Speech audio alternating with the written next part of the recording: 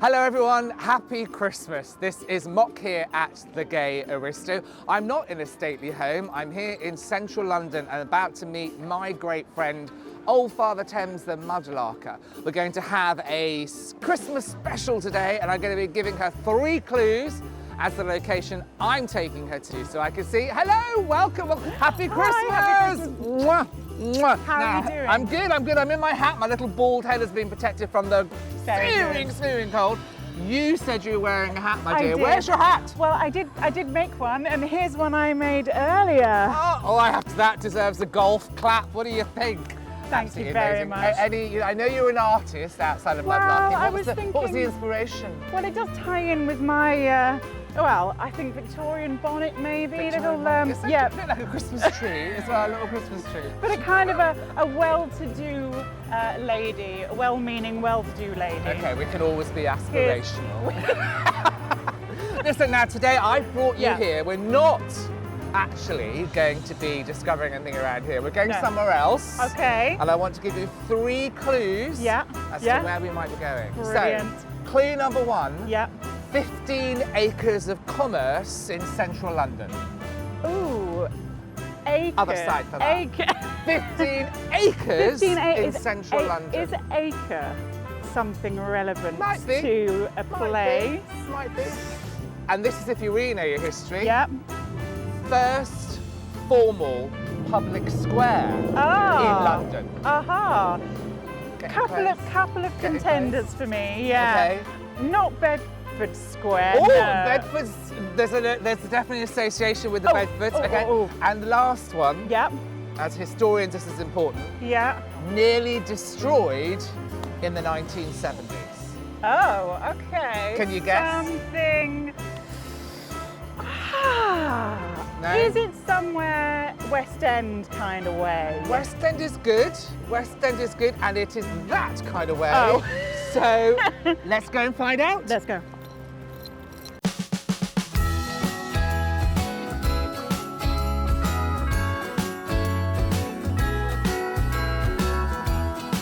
So welcome to Covent Garden. Wow, I know. Here we are. You've been here before? I have been here before, but Christmas time in Covent Garden. It is Christmas, isn't it? Yeah, here we are, and I've got my. You've got your Christmassy hat. My tipper. You may or may not decide to keep it. I make no comments for the rest of the episode. Up to you. I think I'm going to remove it. I'll take this time to remove it. Marvellous. You've got a lot of Christmas decorations around you anyway. So how much do you know about the history of Covent Garden? Well, I know about the market. Okay, yeah, there's a market. There's still a market here today. I know about the Actors Church. Okay, yeah, we can go and visit that in a moment. St. Paul's. A very handsome bust of Neptune? I don't know. I don't know that. Maybe we'll find it. I can't remember. He's got curly hair and he's lovely. Okay. Well, this place, if I tell you, started off, it's known as Covent Garden, but it actually started off as Convent Garden. It was the kitchen garden for a local convent in the 1200s. I did not know. Yeah, absolutely. So the nuns had it for their lettuces and their broccoli or whatever it was around here. And that tradition carries through. Well, now we call it, Covent Garden, and they dropped the N and it became Covent Garden. It's still known today with its association with fruit and veg. However, in about the 1400s, dissolution of the monasteries, the convent disappeared. Ecclesiastical land came into private ownership of aristocrats. This land here, this 15 acres, became the land of the Bedford family, and that's when they started to develop it. And the 15 acres is the piazza? It is now the piazza, yeah, 15 acres in what is now central London. It was on the edge of the river. Yes. And the 4th Earl of Bedford started to develop this as not a market, but originally as a very upscale and very smart residential area.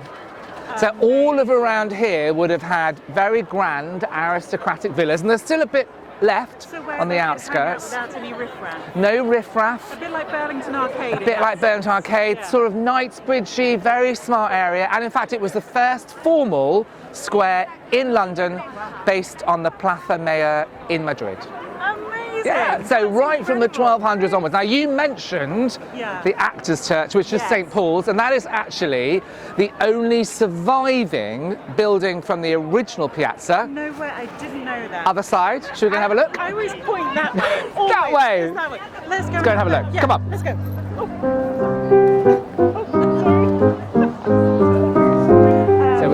through here, oh, excuse me, and when we get through here at the other side, past the Punch and Judy, there will be St. Paul's Church.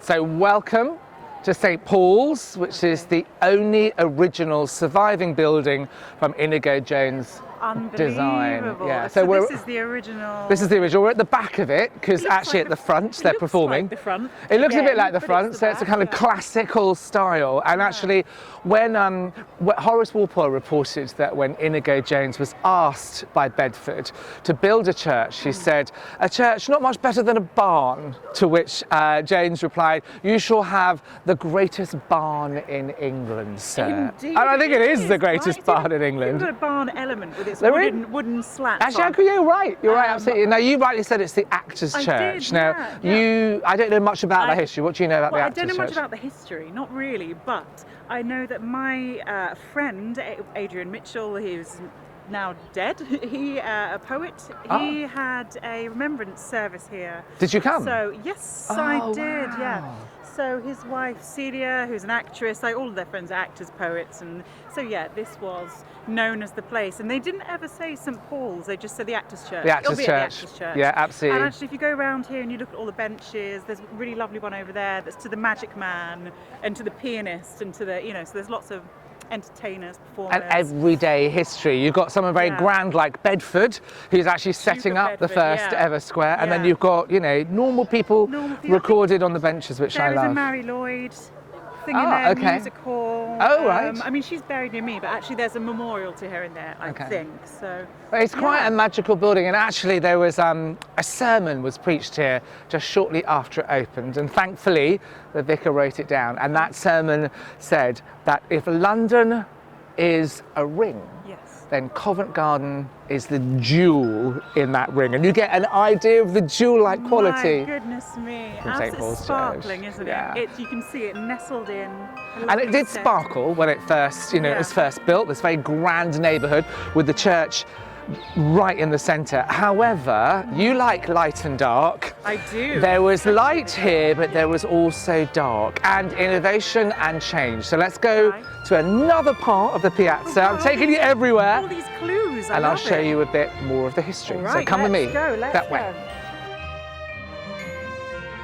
So we've got the Royal Opera House behind us, and this area has been really, really over the years associated with theatre, but we're standing at what would have been kind of the entrance to the market. Apples and pears. Apples and pears and fruit, herbs, vegetables. Very suitable, actually. It's got a barrow.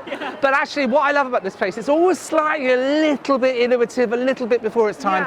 The market actually started before it was officially allowed. So during the English Civil War, when Charles I was holed up in Oxford, the economy tanked in London. Money went to the war. Money went to the war effort. Nobody had any money. So Londoners used to come here and do a bit of barter, a bit of trading. This was there. Again, in these 15 acres, surrounded by enclosed, they could do their they could start their trade. So that kind of really started the commercial side of Covent Garden. But it started unofficially. It wasn't until his son, Charles II, was reinstated as the monarch, and he granted an official with his head. No head chopped off. No head chopped off. His father went, boom, second back, reinstated, and he issued a charter to the Bedford family to run a market. Interesting, a bit like Greenwich Market, which got their charter. Oh, I'm not sure if it's the same time, a bit later maybe. This is 1600s, about 1620, 1640. And then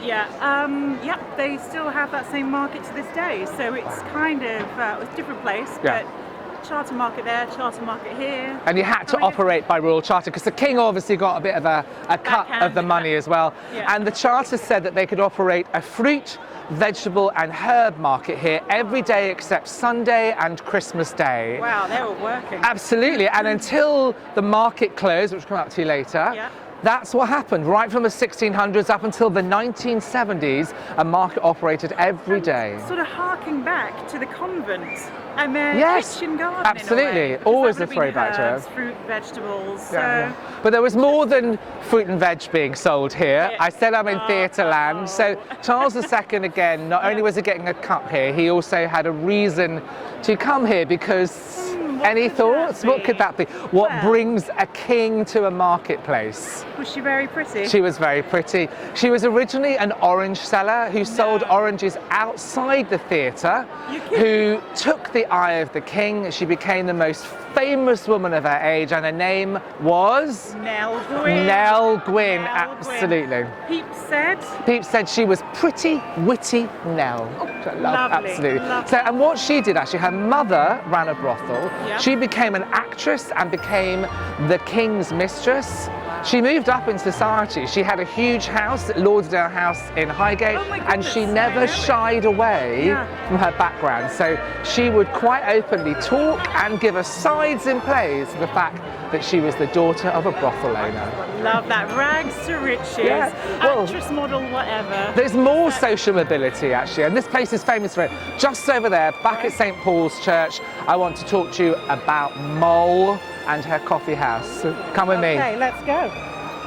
So right behind us here, this very spot is the site of King's Coffee House, which was the infamous coffee house run by Mole King. And what do you think was infamous about it? More of the old whatnot. More of the old whatnot, yes. Actually, it completely started to change the area. If you remember, originally it was a load of kind of aristocrats who lived here in very grand houses. We had a market trading happening. Those market traded needed dalliances. You're saying it was a knocking shop? It wasn't quite a knocking shop. What was different about it is it served alcohol, which was the one thing, and it potentially served flesh, but not on site. So it was a place where, you know, men could go and meet what we would now call sex workers. They would hammer out a deal here. Mole King would take her cut, and they would go elsewhere around London to go and do the deed. Wow. Yeah, and she became incredibly rich. She's an example of social mobility. It's all business, isn't It's it? all business. Yeah. She started selling nuts from a stall out here. She then founded the coffee shop. She then went on to be the unofficial banker for all the market traders. Absolutely. That's amazing. She became so wealthy that she built herself a very grand country house just outside London. Wow. And she sent her son to Eton. I love it. Can't make it up. Where there's muck, there's brass, and it's always been the same. Right, I want to. Wonderful. Okay, what next? I want to show you one more piece because I think what's really exciting is the way Hogarth visualised this square, and again it shows you about the juxtaposition between people like Molly and the grand aristocrats who are still trying to keep their neighbourhood intact. So come and look over here. Let's go. So as I said, Hogarth depicts this scene for us. Hogarth, the famous painter, the satirist, he depicts this scene, Covent Garden, in what he calls 4 times a day. And the one that talks about Covent Garden is morning. And I love it because it shows the juxtaposition in the market. You've got, in the middle of the piazza, a very pious woman on her way to church at 7 a.m. One of the aristocrats who lived here. And she's got a page who's carrying her books behind her. In the background, you see Molly King's Tavern, and they're having a fight, they're having a ruck inside. There's people beating each other up just in the background. Let's walk out there. And her head is held high because she's trying to ignore the fact that right beside her, there are 2 couples making out. Oh my goodness me! So it's all going on. It's all going on. You've got a whole mixture here of high life and low life. And it's like they're battling it out really to like keep their area while this new area is moving in, or this new kind of life of people. And let's find out in that battle who's going to win. Look,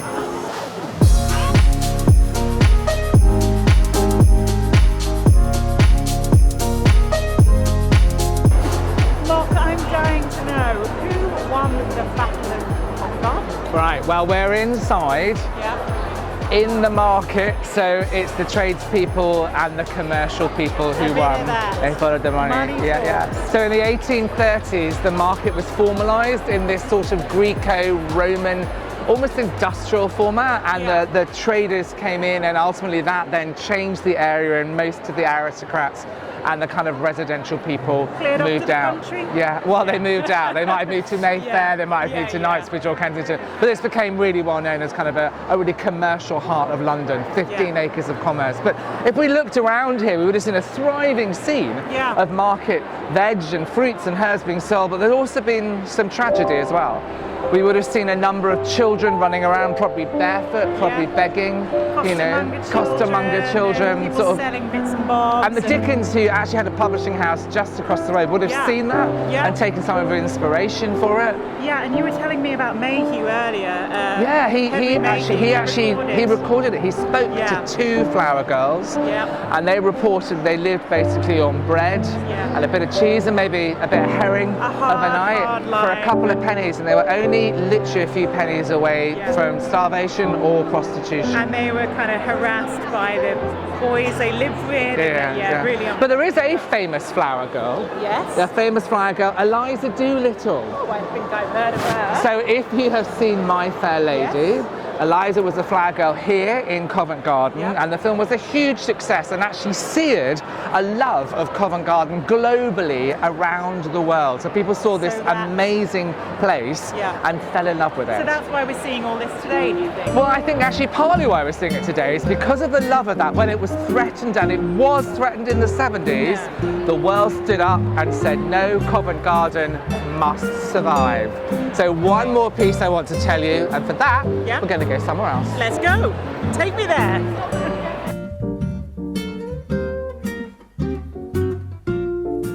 So now we're almost at the end of our tale. Our Covent Garden tale. So it's firmly established as a market. It is loved the world over, thanks to My Fair Lady, but it is under threat. No. Yes, absolutely. Yeah, in the 1970s, this area was no longer owned by the Bedford family. It was owned and controlled by 3 local councils. So they sold out. They sold out. It became controlled by 3 local councils, and they had a bold vision for London. Wow. But that bold vision did not include what they described the obsolete Covent Garden. They were going to knock it down. They were going to raze it to the ground, the whole lot. They said it was absolutely obsolete. They were going to build conference centres, they were going to build hotels, and they were going to put roads all the way through it. Shocking, brutalistic vision for London. It was the time, wasn't it? It was the time, but the people fought back. Partly because the fact this has always been a people's place, and partly because of the love of Covent Garden, because of My Fair Lady, and local residents. They stood up and they protested and they said no. And I remember in the 70s coming here with my mum and us protesting about Covent Garden potentially being destroyed. And how did they know? So this was interesting. Before the internet, before people looked at planning applications online, they put posters up around Covent Garden on the buildings. So who put the posters up? So local residents started a fight back, and they put posters up saying, this building will be destroyed in 1972. And people then thought, hang on a minute, you're about to destroy our building. What's going on? They asked questions and they fought back, and they had demonstrations and petitions. And because of that, it was saved? Because of that, over 250 of these buildings were listed. The council plans were in tatters, and Covent Garden was saved! Now, at this time of year, at Christmas, it really is the heart of shopping in London. Yeah, absolutely. It didn't exist. I mean, it's a beautiful site, but it's also bringing in a lot. It now firmly is a commercial part of London. I love the fact it started in commerce, whether it was kind of like slightly under the radar. Hustlers in the piazza before the piazza was there. Having their little trade. Yeah, absolutely. And when we think back to that first sermon in the church at St. Paul's, London is the ring, and Covent Garden is the jewel. Beautiful. Thank you for coming along today. Thank you. Merry Christmas. Merry Christmas. I'm glad you tolerated my hat. It was great. It's gone away now until next year. So thanks very much for joining Old Father Thames and myself today. We wish you a very happy Christmas. Merry Christmas. And God bless us, everyone. See you next year.